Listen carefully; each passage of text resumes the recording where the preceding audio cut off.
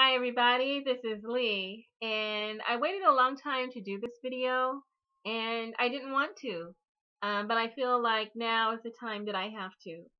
And the reason why I'm doing that is we become closer and closer to the November election. I'm seeing a lot of strategizing against the progressives in the electorate.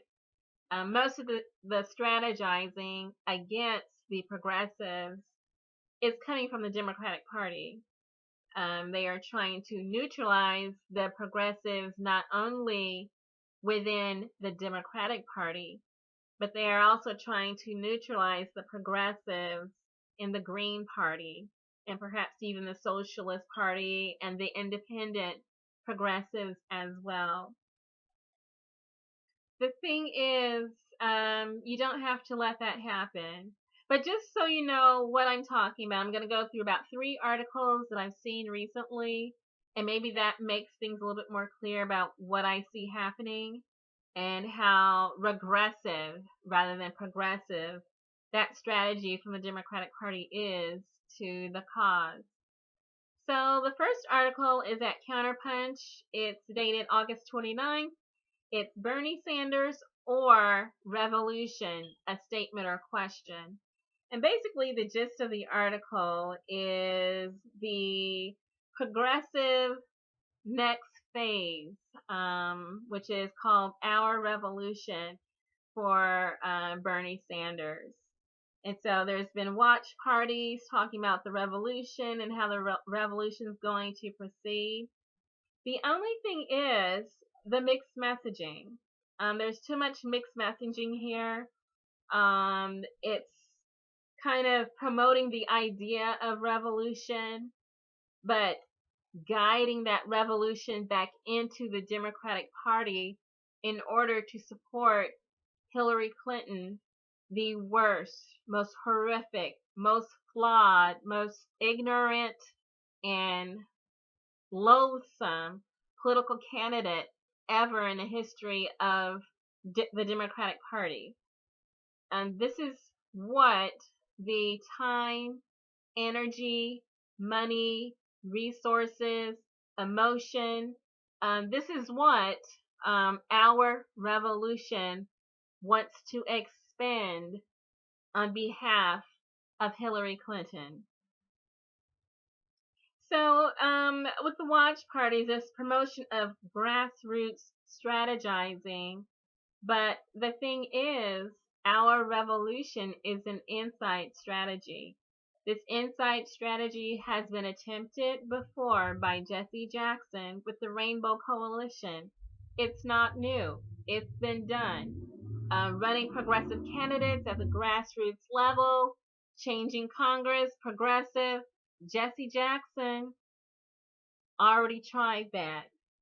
Rainbow Coalition. Over 2 decades ago, it was tried. This is not new. We've been here before. The Democratic Party devoured Jesse Jackson and the Rainbow Coalition, guiding them back into the Democratic Party in order to support Bill Clinton. That's Jesse Jackson's grassroots strategy for reforming the Democratic Party that resulted in Bill Clinton. The next phase of that was Howard Dean, who did a 50-state strategy across the United States, determined to change the House and the Senate and the Congress and grassroots and, electing progressives and organizing, trying to reform.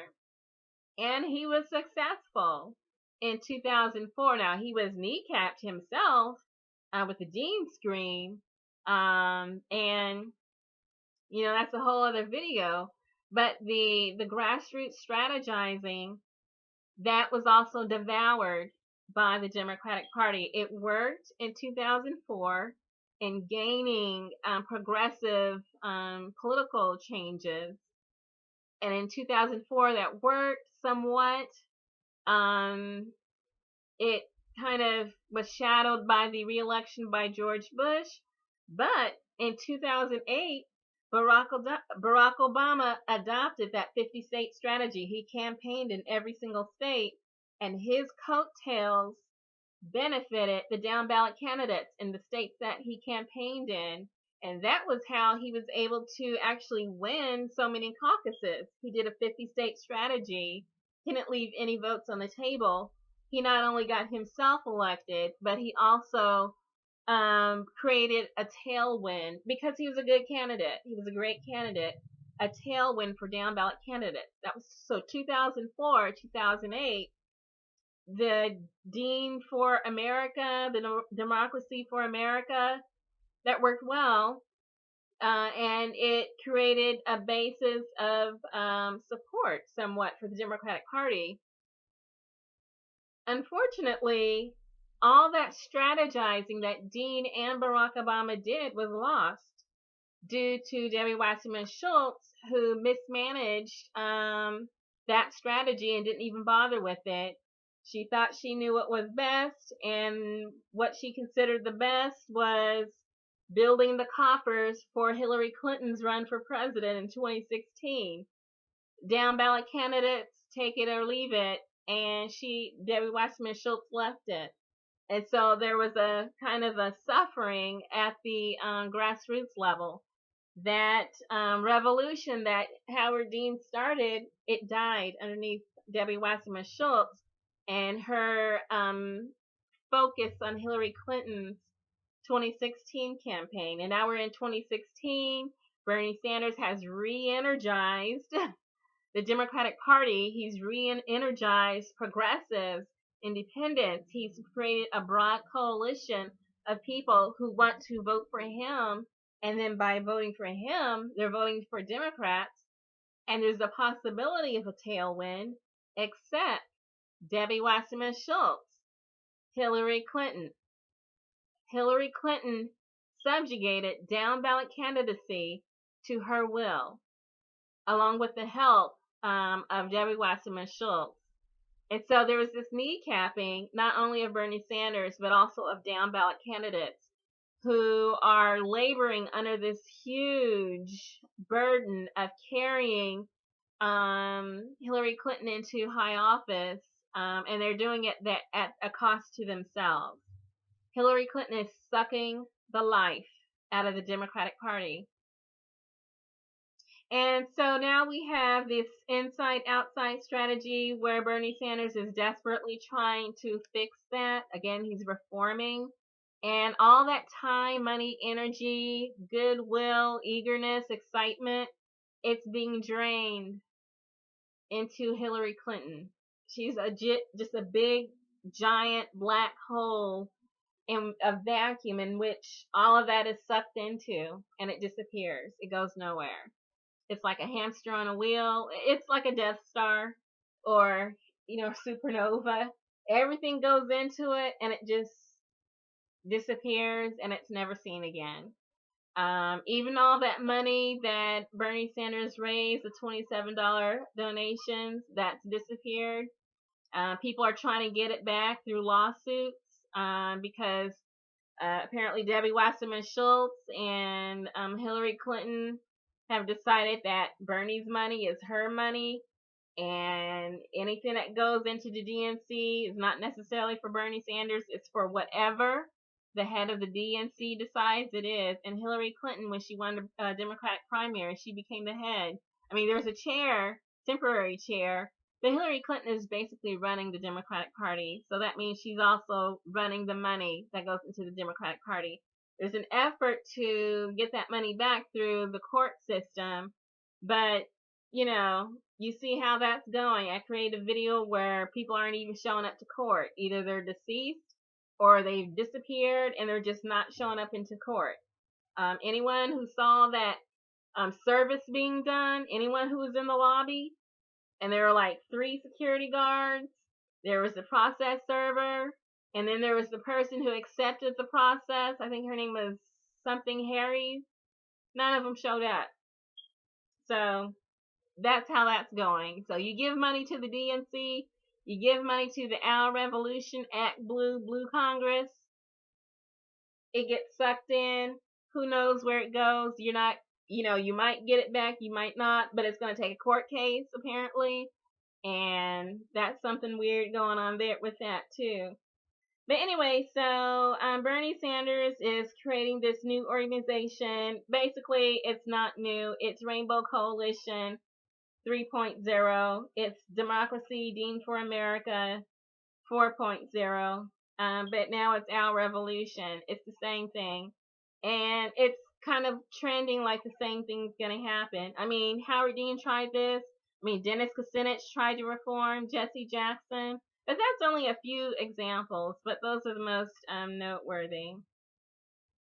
But, we see this Democratic Party platform that keeps being waved around. And basically, you have to ask yourself a question.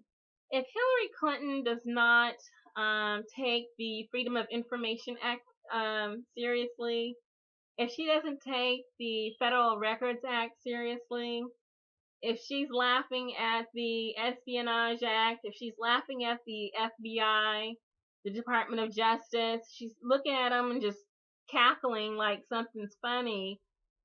What do you think she's doing with the Democratic Party platform? Is she going to finally take something serious and it's going to be that? I mean, she doesn't even take Barack Obama seriously. She doesn't take the executive orders by her own husband seriously.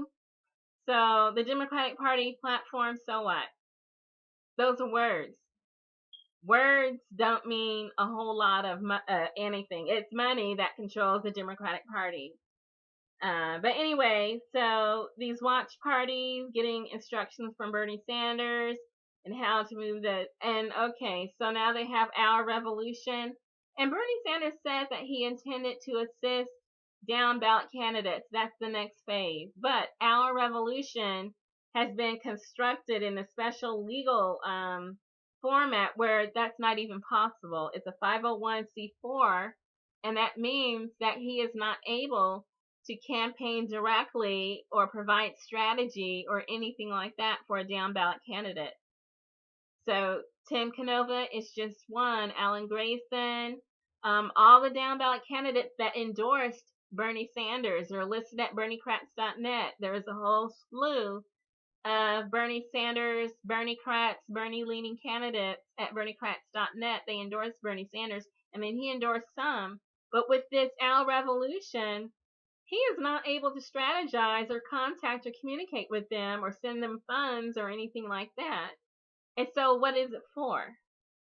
The only thing that I can think it's really for is to gather up money and resources from the progressive electorate, the progressive voters, and then what? I mean, if we cannot communicate directly with down ballot candidates, I mean, what has Our Revolution done for Tim Canova, the down ballot candidate? It sounds like from Tim Canova, nothing. So what is this structure for? Is it to bring progressive money into the Democratic Party? Okay, and then what happens to that money after that? Because we know that it's not going directly to the down ballot candidate, so what is it for? Well, what happened to that state party money? The money that was supposed to go to the state Democratic parties. That money came to the state Democratic parties and then went right back into the Hillary Clinton for president campaign. Where is that money going? Is there going to be any accounting? Are you going to get that money back if you don't like what happens to it? Are you going to be in court too with the U.S. District Court down in Florida trying to get your money back from Our Revolution? Learn from your history. So anyway, it's just murky. It's too many mixed messages. It's just not really clear about what's going on with that. And so since there's just been so much strangeness happening, my recommendation is to donate directly to the candidates whenever possible. You don't need Our Revolution to do that. You just need to know where their website is, their contact information. Send your money directly to the candidates that you support. Send your money, go to Bernie Kratz if you want to know who they are, or just donate to the Green Party. Let's make it easy. Okay, so that's one article, and that's at Counterpunch, and I'll leave the link. There's another article that says, thanks to her unfavorables, Hillary Clinton's coattails are proving incredibly short. This is at Pala Media. It's dated August 29th. And so basically it's just going through candidates like Ted Strickland. He's the Ohio candidate for senator. He's a Democrat, and he's falling behind in the polls. And this writer thinks that it's because of Hillary Clinton. Hillary Clinton is hurting down ballot candidates. Again, she's a big black hole, a vacuum, just sucking life, the energy, time, money, goodwill, excitement, all of that is being sucked into Hillary Clinton's vacuum, and it's disappearing into nothingness. And there's no reward for all that. But anyway, Hillary Clinton has a very high unfavorability rating. It's about 52.9, and it's like one of the highest in history, except for Donald Trump. The only one higher than her is Donald Trump, who's at 60%. And still, Hillary Clinton is practically tied with him. So, I mean, we're talking about the Congress, the Democrat Party, the Senate, the House, the Supreme Court, but she's going to be gridlocked because she can't bring anybody into the Senate or into the House in order to approve her Supreme Court nominations, with her. She's not bringing anyone in with her. She's got a problem. So, I mean, she's ahead, maybe, depending on what poll that you believe. But the closeness of the Senate race in Ohio and the fact that actually the Republican candidate is ahead is worrisome.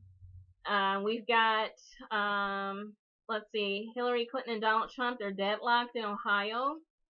But the thing is, Ted Strickland, he is at, let's see. Okay, so he is behind. Ohio's Rob Portman, he is ahead of Strickland. It's 40% to 25%. That's how badly the Democratic Senate candidate in Ohio is doing. There's 25% of Ohio voters who are undecided. So 40% is for the Republican, 25% is for the Democratic candidate, and then 25% is undecided. And if you know that there is actually a Green Party candidate for Senate in the state of Ohio, that answers the question of where that 25% undecided is actually trending towards. The Green is strong in Ohio. That it is what it is. Also, I mean, it's the same case in Florida.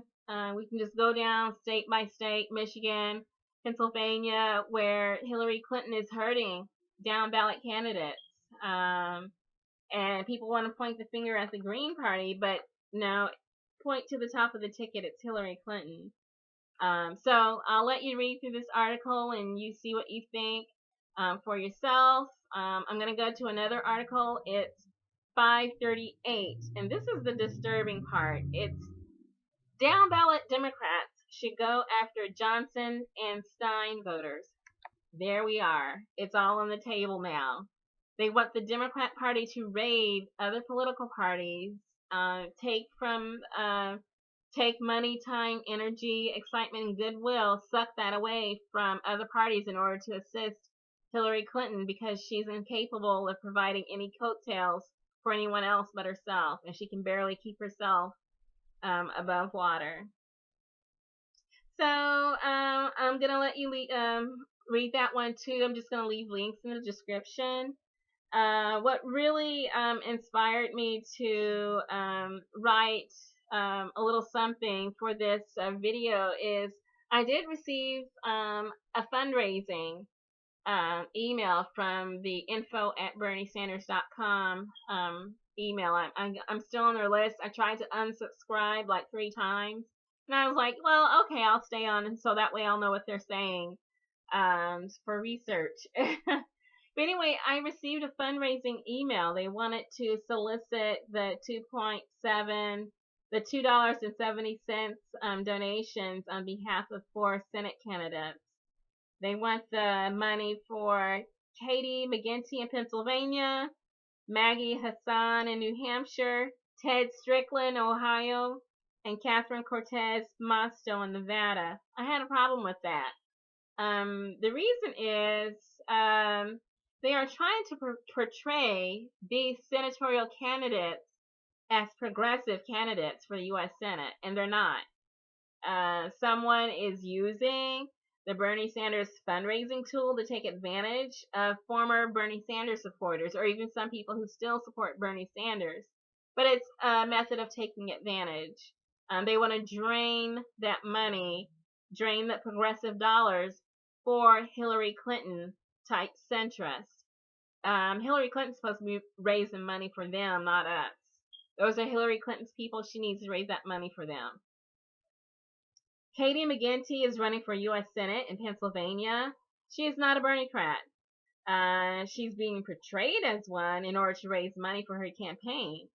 But my suggestion is, instead of sending your money to either Bernie Sanders or to Our Revolution or to Act Blue, Blue Congress, my suggestion is that you go to the original list of Bernie-crats at berniecrats.net and try to find the true progressives on the ballot. If you're unsure, you can just go to their website and see what their positions are.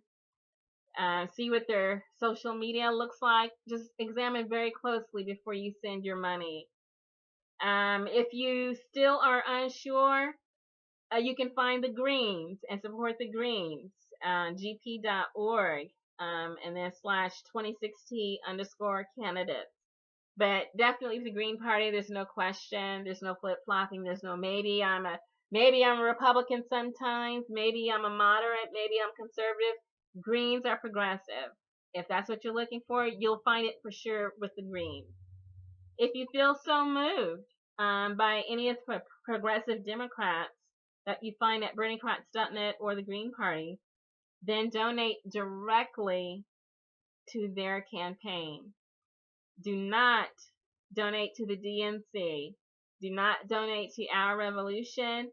Do not donate to Act Blue, Blue Congress, or anything like that. Donate directly to the candidate. Hillary Clinton controls the Democratic Party. She's controlling the money. So you don't know what's going to happen to it. Besides Katie McGinty, that email that went out, it's also being used to shill for Maggie Hassan in New Hampshire, Ted Strickland in Ohio, Catherine Cortez Masto in Nevada. I'm just saying, proceed with caution.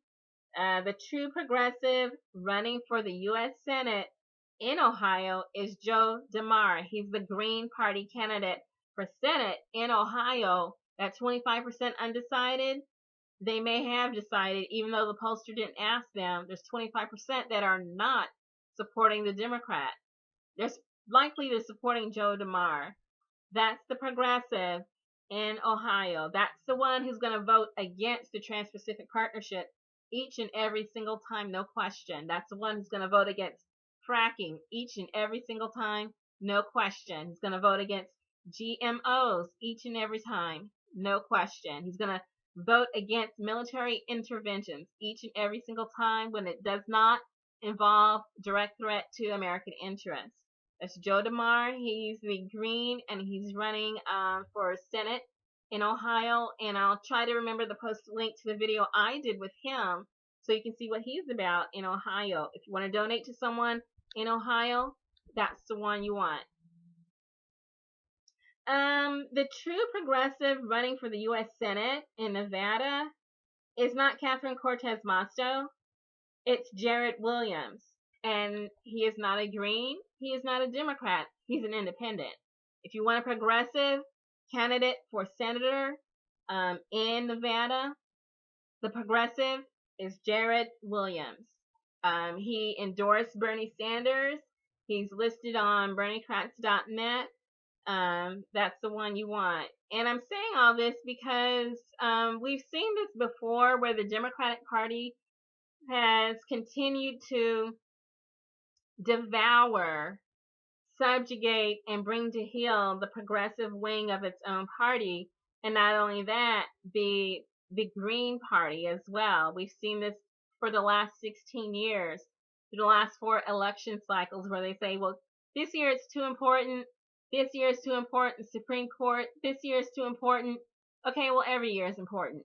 Every year there's going to be a Republican. Every year there's going to be something.